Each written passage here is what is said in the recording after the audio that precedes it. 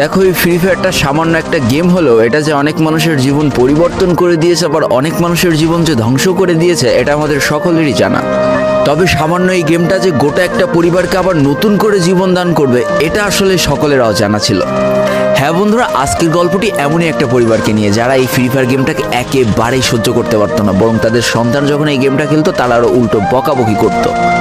আর ভাগ্যের কি অপূর্ব লীলা খেলা, তখন সেই গেমটা আজকে গোটা পরিবারটাকে বাঁচিয়ে রেখেছে। আর এখন তার বাবা মাও উৎসাহ দেয় তাদের সন্তানকে যে ফ্রি ফায়ার খেলো। এজন্যই চলো জেনে আসি আসলে কি এমন ঘটেছিল ওই পরিবারটার সাথে। তো বেশি ব্যাকপ্যাক না করে ছোট্ট একটা ইন্ট্রো দিয়ে আজকের ভিডিও শুরু করা যায়। তো আজকের গল্পটা শুরু হতে চলেছে ছোট্ট একটা গ্রামের ছোট্ট একটা পরিবারকে নিয়ে।